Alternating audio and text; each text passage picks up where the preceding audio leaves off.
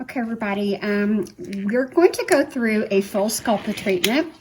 I've already double cleansed her face and I pre-treated her skin with our Dr. Essie goat milk pill. The thing about the sculplla mask is you want to customize the mask based on what their shape is. So when you get your kit, you're going to get, depending on which kit you get, but each treatment has a little purple folder, and this has 3 masks in it. So I'm going to show you how I cut it. That makes it easier for me. Of course, you can do it however you want to do it, but I'm just going to show you how I do it. So the first thing I'm going to do is I'm going to cut the neck mask in half. Okay, and what I normally do is I just cut it right where that seam is. Now you're going to see a textured side and a smooth side, and it doesn't really matter which one that you apply on top of the face. When you're cutting it and you're just kind of getting your work area prepped, you want to kind of lay it down in the way that you're going to be doing the treatment. So the next one I'm going to be cutting is the mouth area. And you see that the mouth area already has a little hole for the lips. And then what I do is I take it from one end all the way through, like I'm cutting a line right through the lip area and cutting it all the way through. That way you're having 2 pieces, one for the bottom lip and one for above the lip. That gets you the opportunity to get really up close around the lip line to kind of give that plumping action. So I'm going to lay this over here. And then this is the mask that I cut the most of. This is the eye area. I kind of call this like the masquerade mask. So it's really important, at least I think it is, to cut a hole directly in the middle of the eyes like I did the lip area. Because if you put it down, and I don't have any product on her, but if you put it down there, it may, on some people's face shape, when you put the mask on, it could actually take their eyebrows off, and we don't want that. People will be very unhappy with us if we pull some hairs out where we're doing this. So again, I'm doing it just through the eye area.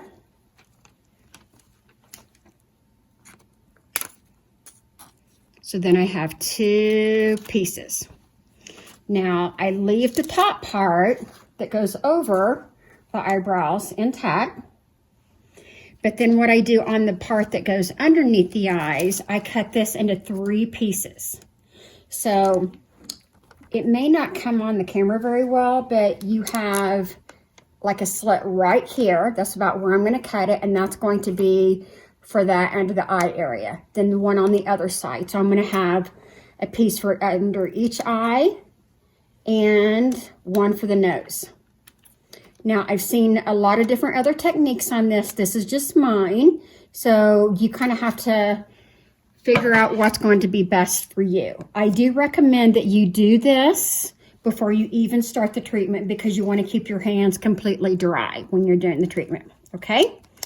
Now, I'm going to kind of walk you through all of this. The first thing is you're going to also get, and depending on the kit that you get, you're going to get at least 1 ampule. This ampule is a 20 ml. This is good for 5 treatments. It's already pre-measured out. And so it's important that you use your syringe when you are applying it because that's going to keep you with the proper measurement. A lot of people will sometimes say, I ran out of my ampule, and that just means that they've used too much. So this has been tried and true, clinical studies, and just stay to this amount. So the forehead and under the eyes, so everywhere where that masquerade mask was, I'm going to do 1 ml. So the syringe that you get in your kit is 1 ml. And by the way, 1 ml is the same as 1 cc. So don't let it confuse you if you get a syringe that just says 1 and then it says 1 cc. So it's the same thing. So then I'm going to go ahead and take the ampule with my syringe and just kind of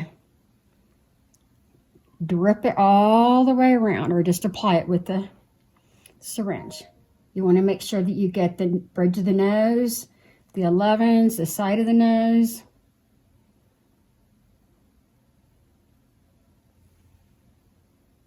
Now, you don't have to be like in the panic mode on working fast, but you do want to work fairly fast. You don't want to waste a bunch of time trying to be perfect on with the drops, because I'm going to show you how you can kind of spread it around.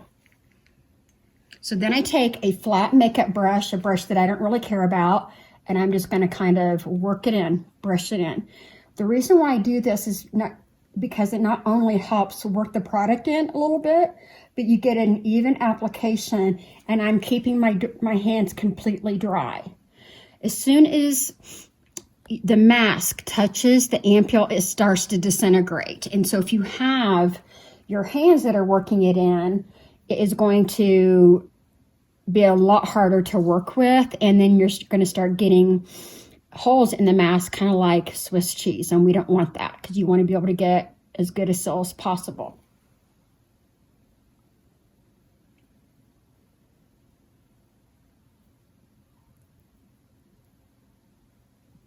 Now, I did not measure the outer perimeter of her face, and that's really okay, because if it hangs over in her hairline, it's not a deal breaker. It's more important to get a good application and the rest of it to sell pretty good. Okay, so I've got that on there pretty good. I'm going to take the top part, which is the forehead above the eyebrows, and I'm going to take my stem cell mist, and I'm going to kind of hold it like maybe 4 inches away, and I'm just going to go. I make sure that I get, you don't want it to be saturated, but I make sure that I get it pretty even, because you're going to get a better seal that way. So then what I do, I kind of brace my hands right here in her hairline, go right where the 11s are, over her eyebrows, and I'm pulling it, but I'm not ripping it, if that makes any sense. And I'm just kind of, you want the bubbles to be out as much as possible. Now, another thing I want to show you is this. Well, let me finish the rest of her eye first. If you feel like that there is an area that is not adhering very well, I'm going to show you how you can kind of work on that. So I'm going to get really close to under her eye and line it up with the other mask. It's okay if it overlaps. Is that in your eye, honey? No, it's okay. And then I have the other one here.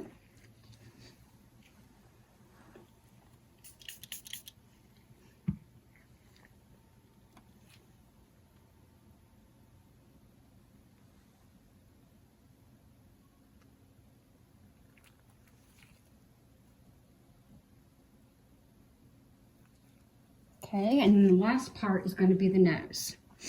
So the nose, to me, is the most difficult part, because everybody's nose shape is different. And that's why I kind of leave it in one piece. So when you do the nose, this actually, if you get a good enough seal, this actually kind of helps get the blackheads out of their nose also. Now I could have done a little bit better over on this side, but it's okay. We're going to work with it. If that happens with you, just don't try to pick it up and move it. Just go with it, okay? Now, on some of these areas that it's a little bit, it's not really sticking, I'm just spraying a tiny bit of the mist on my fingertips with my gloves, and I'm just kind of pushing it down. Oh, did I get you in the eye? Or did it scare you?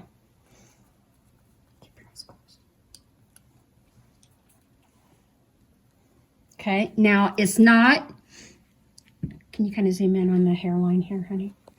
Right here, it's not a big deal because you're still getting the face.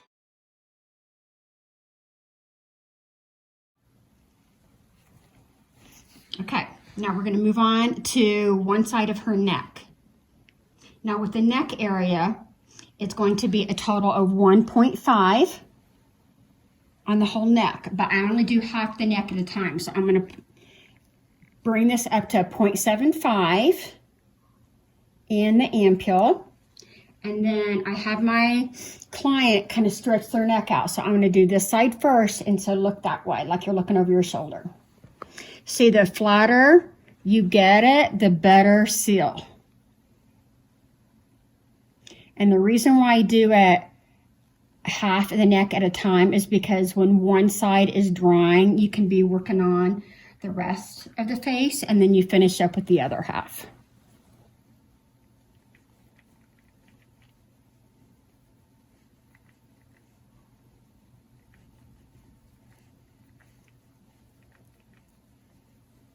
Okay, so I already have my neck mask cut. Again, spray it a couple times. Then I'm just applying it. The neck, you just the reason why it's easier to work in sections is because then you're able to get it smoother. Okay, so that doesn't look bad. Again, I'm going to take a little bit on my fingertip. And rather than using more ampoule, I'm just pushing it down with this, okay? And I'm not worried about this flap right here because when I finish the other part of her neck, I'll kind of be tying that in together. But see how as soon as it hit the ampoule, it starts to like almost shrink wrap, okay? Don't worry about that bubble right there, just go with it, okay? Now the lower part of the face, you're going to do a 1.5. So I loaded up a 1 millimeter.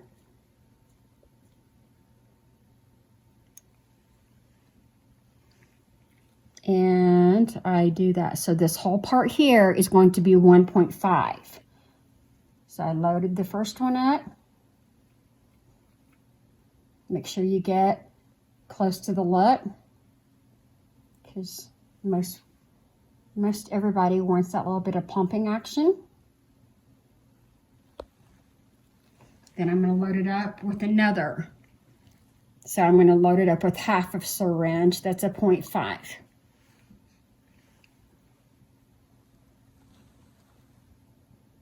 And I get it a tiny bit under the chin because this particular mask kind of wraps around the chin just a tiny bit.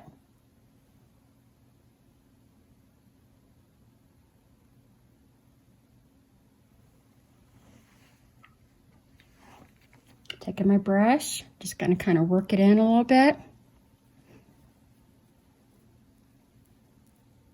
Don't be afraid to bring it out on the perimeter of the face.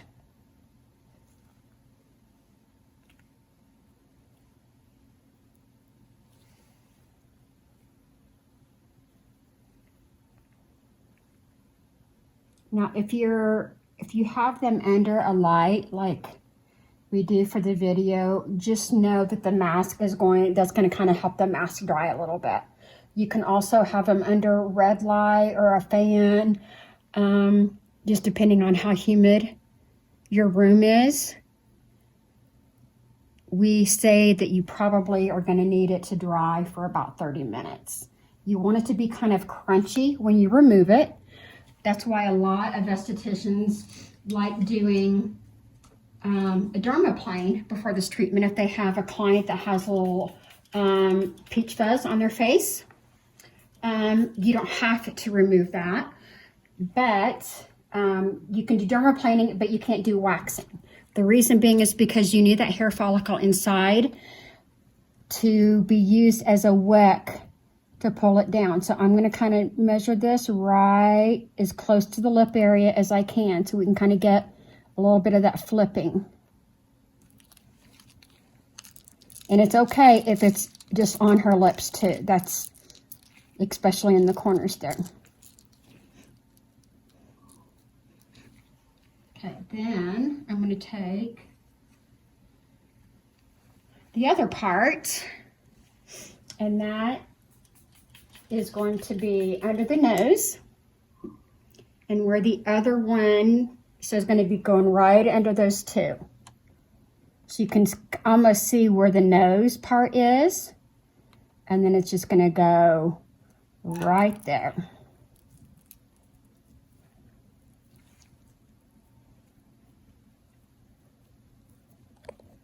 Okay. Again, there's going to be some people that it's going to overlap. Some people it's not. So I know a lot of other estheticians will do a lot of different pieces, and that's okay. There's nothing wrong with doing that. It's just depending on what you want to do, what's more comfortable for you. I feel like a lot of different pieces makes me feel like I'm doing a jigsaw puzzle, and I don't want to do that. So the last part I'm going to be doing, I have it 0.75. I'm going to be doing the other part of the neck, because remember, the neck is 1.5, the lower part of the face is 1.5, and then the masquerade mask that goes over the forehead and under the eyes and on the nose is a 1 millimeter. So that adds up to 4. That's why you can get 20 treatments out of each ampule. And if you're using more than that, you're wasting your product. So when you need more, just spray more of the ampule. Now, one thing I did not do before this treatment that you can totally do if you have someone that has drier skin, you can do a little bit of the sculplla before you go into this treatment. That will help with dryness. It kind of is like a polylactic sandwich. So you're doing it before and then you can do it afterwards. Now, keep in mind that that is actually probably going to increase the drying time, and it may or may not get as crunchy. See how I just kind of overlapped those there, and so now I'm getting a really good seal. That's why I wasn't too worried about that one kind of coming up. Now I've got the mask on her. Just kind of going and smashing it down a little bit. And see, I just barely smashed it. I'm not moving it. I'm just kind of barely touching it and getting the air bubbles out. Then I'm going to kind of go around, do the outside perimeter. See, I'm just barely putting some on my finger and barely going like that. And again, don't worry if it's not 100% perfect. It takes, you know, we did this last week and it was like near perfection on the application, and this isn't as good. So you know what? It's not going to be perfect every single time. So just move on with it. Okay, so she's going to be drying for about 30 minutes. I want to tell you, because we're going to be shutting the video off, what we're going to be doing after I take this mask off. As soon as I take the mask off, I'm going to be doing the sculplla. The sculplla, we have this in 2 sizes. This is the large size. It's 120 ml. And this is going to be 3 or 4 months. Typically with me, it lasts about 4 or 4.5 months. You want to make sure that when you use this in the home care, that you're doing this on clean, dry skin. And then if you do any other actives in the skincare regimen, you're going to be doing them after the sculplla and before the promoter cream. But since we're actually doing the treatment today, after she dries and I pull off the mask, then I'm going to be doing 3 or 4 pumps of the sculplla, and it's going to bubble up. This product has caviar, polylactic, and an oxygen carrier. The oxygen is not a hydrogen peroxide, but it works to help brighten the skin, and that's the mechanism, also the bubbling action, that pulls it down into the skin. The hair follicle grabs it and it pulls it down even more. And polylactic is a collagen synthesizer. So what that means is when it absorbs into your skin, it actually is helping our skin produce its own collagen. So the polylactic is the same active ingredient as the injectable Sculptra.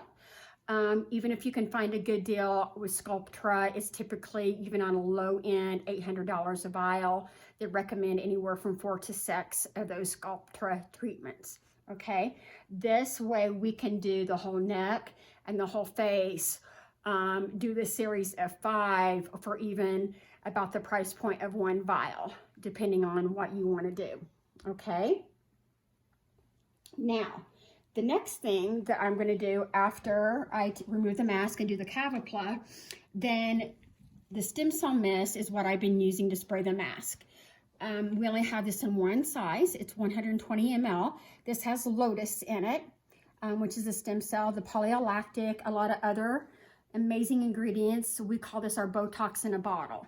So you can actually spray this throughout the day on top of your makeup. You can use this as a toner. It's just wonderful, okay? So this can go on anytime during the treatment, and it can go on anytime during the day in the home care regimen, okay? Then after I've removed the mask, done the sculplla that bubbles up, I've done the stem cell mist, then I'm gonna use probably about a pea-size amount of the promoter cell cream. This is the moisturizer.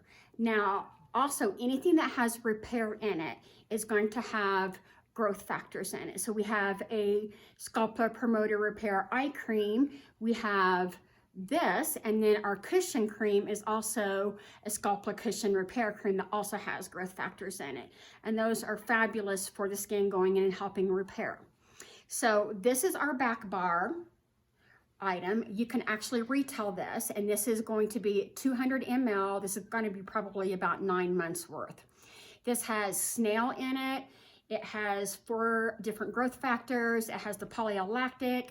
It has 24 karat gold flecks in it. And it has PGA, which is a plant collagen. Very, very powerhouse ingredients.